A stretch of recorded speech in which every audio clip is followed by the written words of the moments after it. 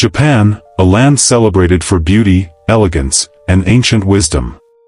But behind the calm facade lies a history soaked in shadows, darker than most people ever hear about. Stay with me until the end, because what you're about to discover will permanently change how you see ancient Japan. Imagine mist rolling across forgotten mountains, old temples hidden in silence, and traditions deeper than memory. Now imagine peeling back those layers. What you find isn't peace, but centuries of secrets, rituals, and suffering that history rarely speaks aloud. These aren't the stories found in textbooks, nor the ones told to tourists. These are the facts Japan tucked quietly between the lines, truths that reveal a world far more brutal, mysterious, and unsettling than the fiction we romanticize. Make sure you watch until the final scene, because the last truth is so disturbing that even historians argue about whether it should be shared at all. But you're here, so let's keep going. And before we plunge deeper, let me know in the comments, where are you watching from? You're joining thousands of curious minds traveling back to a version of Japan almost everyone has forgotten. In ancient Japan, your future was decided the moment you were born. No second chances.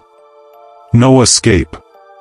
And for one group, the bureaucracy, life was a sentence handed down by society itself. They were forced to live in hidden, isolated villages, far from the main population.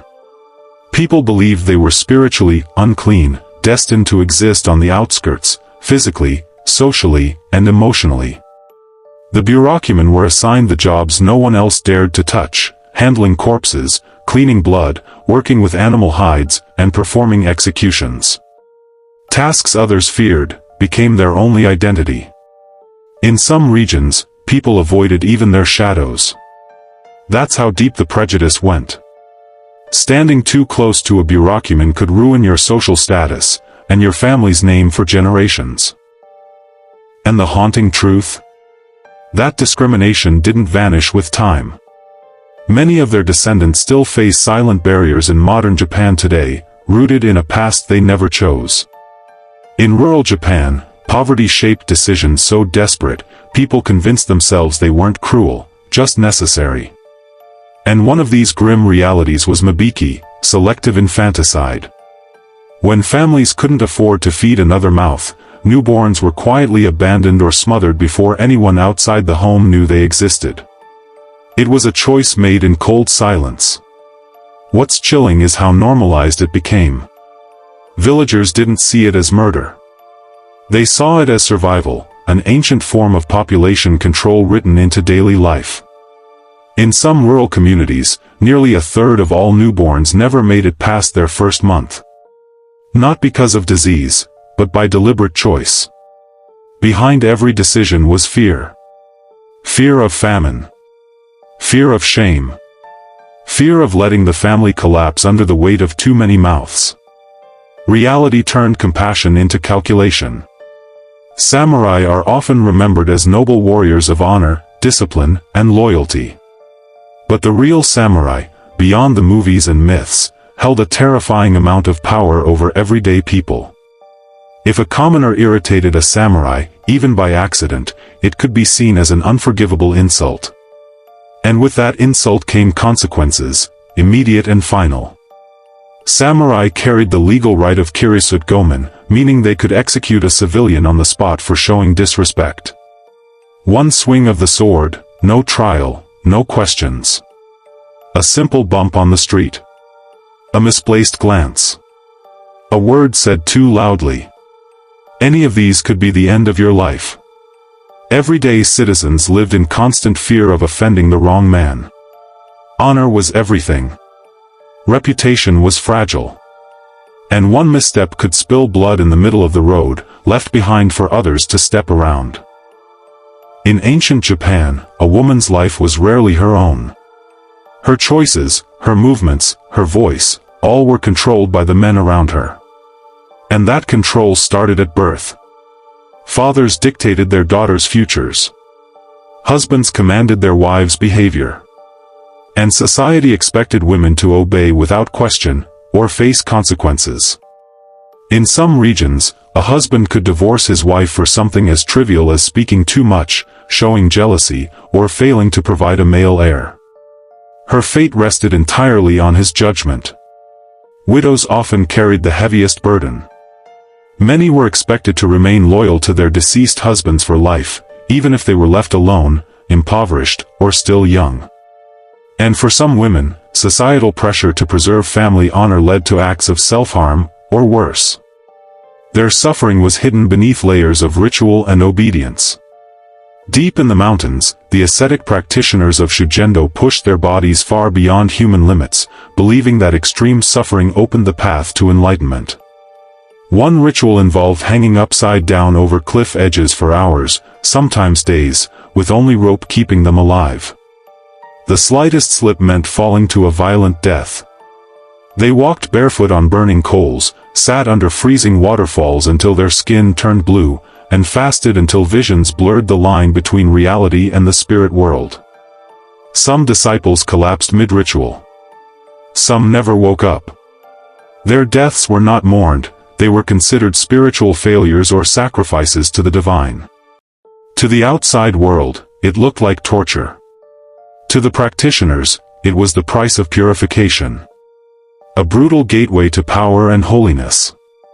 In the Edo period, mental illness wasn't understood, or shown compassion. Instead, it became something people observed, like a bizarre form of entertainment. Families often built wooden cages, small, cramped structures, and locked mentally ill relatives inside, sometimes for years at a time, in full view of neighbors. These individuals were exposed to weather, ridicule, and humiliation. Children would gather around the cages, pointing, laughing, even throwing stones. Doctors of the era called them zashikimono, meaning living furniture. Not people. Not patients. Just objects occupying space. Life inside those cages was stripped of dignity, safety, and humanity. A silent suffering hidden in plain sight.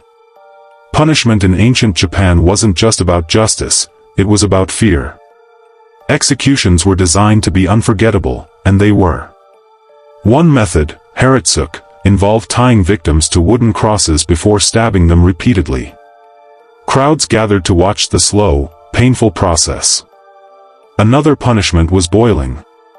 Large cauldrons were heated until the water churned like a storm. Criminals were slowly lowered inside as the audience stood in silence. Executions could last minutes, or hours. The goal wasn't efficiency, it was demonstration. A warning written in screams. These spectacles shaped everyday life. Crime wasn't just discouraged. It was terrorized out of the population. Ancient Japan was deeply spiritual, and spirits were blamed for anything unexplained.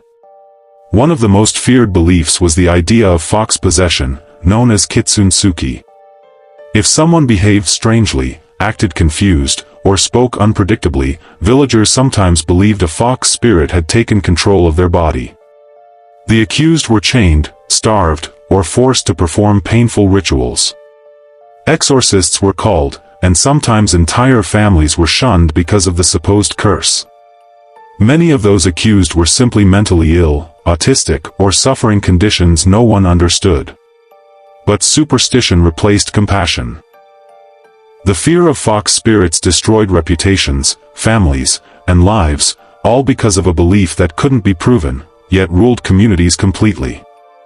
Aokigahara is infamous today, but its darkness didn't begin in modern times. The roots of its reputation reach deep into ancient Japanese survival traditions. During times of famine, families starving to death made unthinkable choices. The elderly, those who could no longer contribute, were taken to the forest and left behind. This practice, known as ubasut, wasn't seen as cruelty. It was framed as a sacrifice, an elder freeing the family from the burden of another mouth to feed. Most never returned. The forest became a silent graveyard of forgotten footsteps, whispered prayers, and fading memories.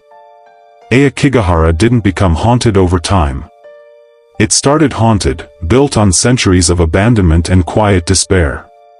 When harvests failed and starvation spread, desperation pulled ancient Japan into places few societies dare to admit. Cannibalism quietly entered the shadows of survival. Historical records describe villagers resorting to eating human flesh during the worst famines, sometimes targeting the recently deceased, and sometimes the desperate living. Gravekeepers reported disturbed burial sites. Bodies missing limbs. Bones stripped clean. Signs of quiet, shameful hunger no one dared to speak aloud. Authorities hid many of these accounts, fearing the shame such stories would cast over Japan. But some records survived, tucked away in temple archives. Those accounts paint a harsh truth: starvation turns morality into luxury. And survival rewrites the rules. When crimes weren't severe enough for execution but too serious for forgiveness, Japan chose isolation. Entire communities of criminals were abandoned on remote islands. One of the most infamous was Hachihojima, a volcanic island far from the mainland. Prisoners were dumped there with almost nothing: no guidance, no guards, no law. Food was scarce. Water was unpredictable. The exiled fought not only nature but each other, forming small, violent groups desperate to survive another day. Many prisoners died within weeks. But those who survived created a society built on brutality, resourcefulness, and sheer will. These islands became worlds of their own, dark reflections of Japan's worst fears, hidden far from the eyes of civilization. Samurai armor isn't just metal and silk. For many families, it was believed to hold the spirit of its former owner, especially if that warrior died violently. Some armor sets were feared. Whispers spread that they carried curses, causing nightmares, madness, or the same violent fate that took the previous wearer's life. These cursed suits were locked away, hidden in storage rooms of old estates, never to be touched or worn, but always watched with suspicion. Yet some warlords forced soldiers to wear cursed armor, believing that the lingering spirit made them fearless, or desperate enough to fight without hesitation. Many of those soldiers died in battle, in ways eerily similar to the previous owners. The curses became legends passed through frightened whispers. Now for the darkest truth, the one historians argue about even today. For centuries, Japan had villages the government didn't acknowledge, places that officially didn't exist. Entire communities lived unrecorded, untaxed, and unseen. They created their own systems, their own rituals, and their own laws, separate from the rest of Japan.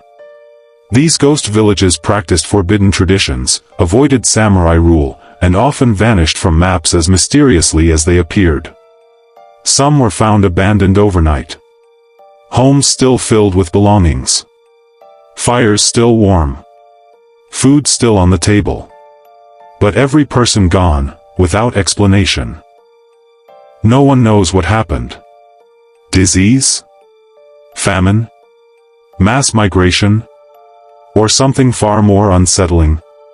If you made it to the end, comment, "I stayed for the truth." And don't forget to like, share, and subscribe. More hidden histories await.